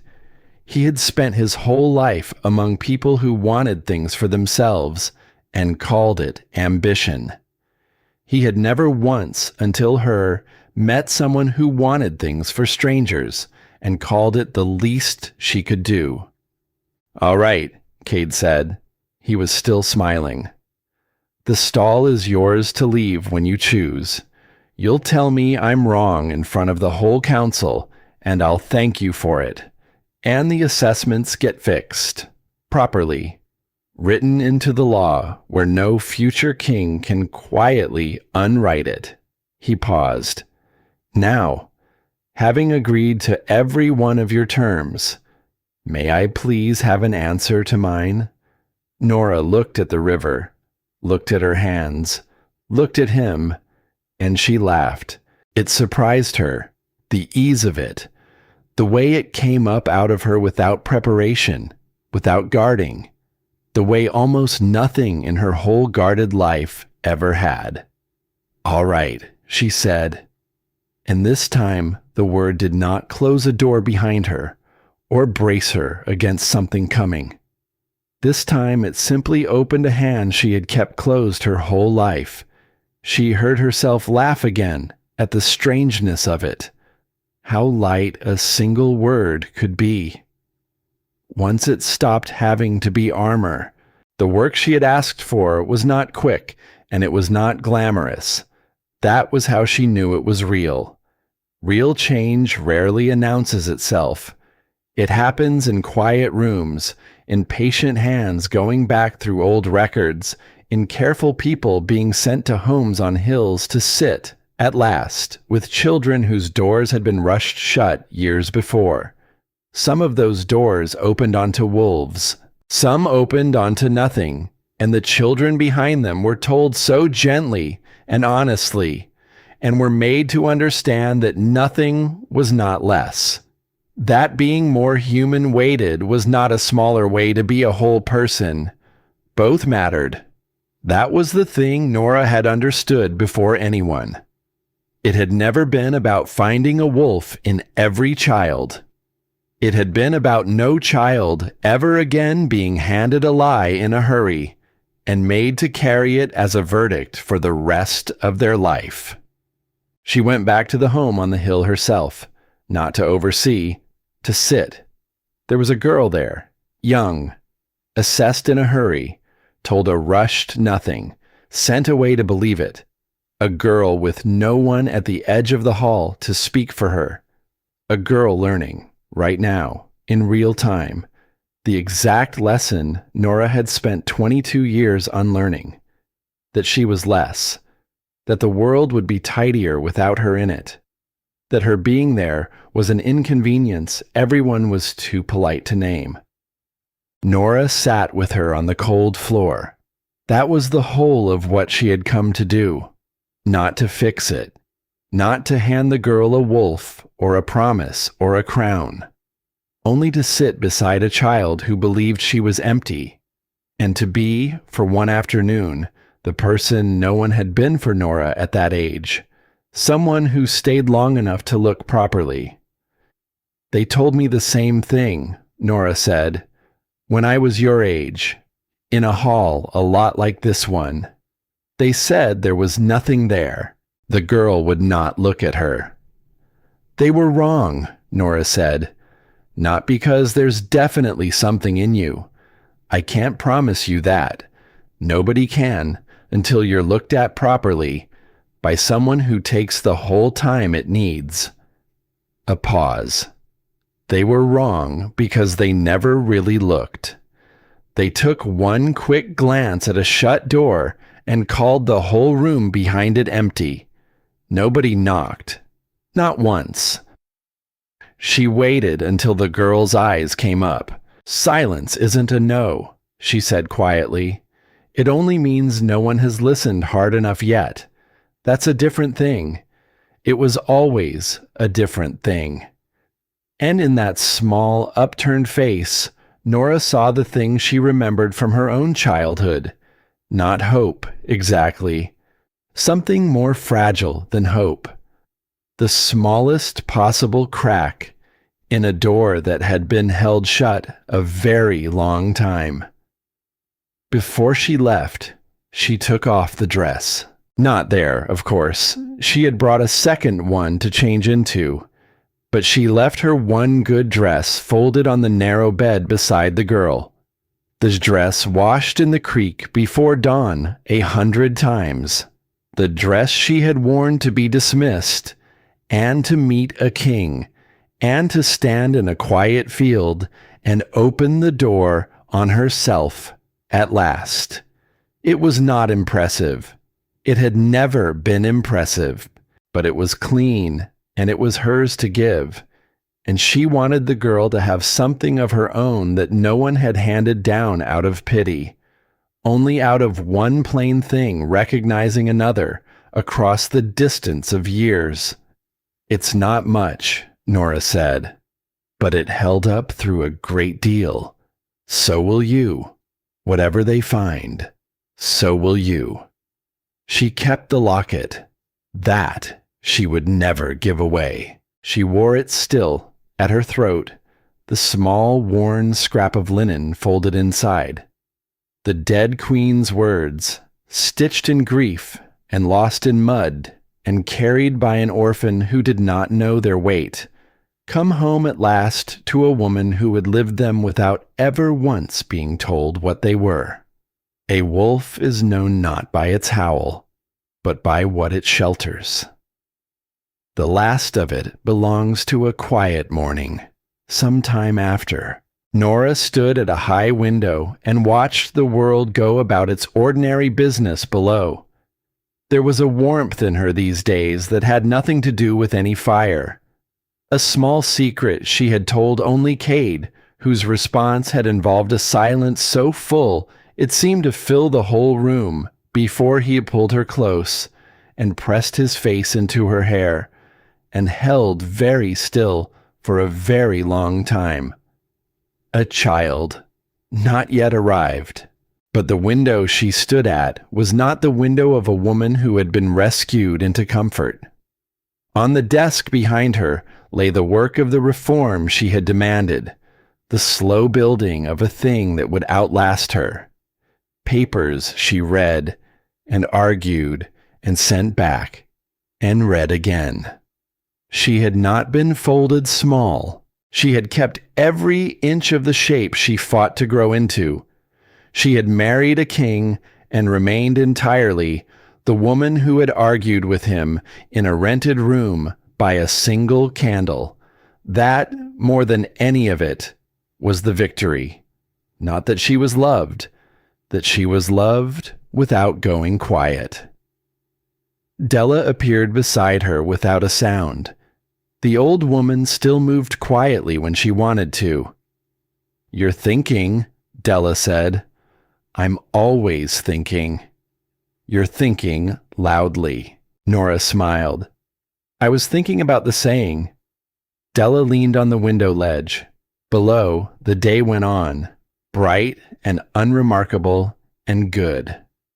"I used to stitch it for brides," the old woman said. "I thought it meant the mate, the bond, what a wolf protects when they choose a partner. And now..." Della was quiet a moment. "Now I think it means the whole life," she said. "Every hour of it. The stall in the mud, and the girl no one else stopped for. The cold field. The child on the narrow bed who believes she is empty, and the ones who'll come after her, and the ones after them." A pause. "I never understood my own words until I watched someone live them without knowing what they were, and then keep living them, on purpose, once she did." Nora touched the locket at her throat, opened it, looked at the scrap of linen inside, worn nearly to nothing, holding its stitched letters the way old things hold what they are given, carefully, and for a long time. "You said you'd stopped stitching it," she said, that it felt hollow after everything. "It did. Will you begin again? For brides, for daughters, the custom." Della looked at her a long moment with those deep, dark walnut eyes. "No," she said at last. "I don't think it needs stitching anymore." A small smile. "You've done something better than sew it into cloth. You've sewn it into the law, into every home on every hill where a child was ever told they were empty in a hurry. That will outlast any wedding sampler I ever made." She reached over and touched the edge of the worn linen with one finger. "It doesn't need my needle now. It has your whole life, and all the lives you've made room for behind you. And that is the whole of it. Not a girl who was given a wolf and a king and a name and lifted out of the mud by kinder hands than the ones that threw her there. A woman who had always been whole, who sheltered a stranger when it cost her everything, who refused every door built by other hands, who walked into a quiet field and opened with her own hand the only door that had ever truly been closed on her, and who then, having finally been let through, did the one thing almost no one who escapes a hard place ever does. She turned around, and she held the door. She had no howl for 22 years. She had sheltered Niue, with 2 copper coins and 1 good dress, and a stubborn, habitual decency that no assessment ever measured and no careless hand could strip away. She had sheltered an old woman from the mud, and a frightened child from a lie, and every child who would come after her through a law with no name on it, built by a woman who had decided her own pride mattered less than their futures. And without ever once knowing she was doing it, through all those cold and wolfless years, She had sheltered herself. Her own quiet certainty of what she was, which no verdict, and no dismissal, and no word thrown like a stone had ever, in the end, managed to take from her. She had always known. She had simply, at last, stopped waiting to be told, and started telling the ones who came behind her that the door was not locked, that someone was, finally, on the other side of it, listening.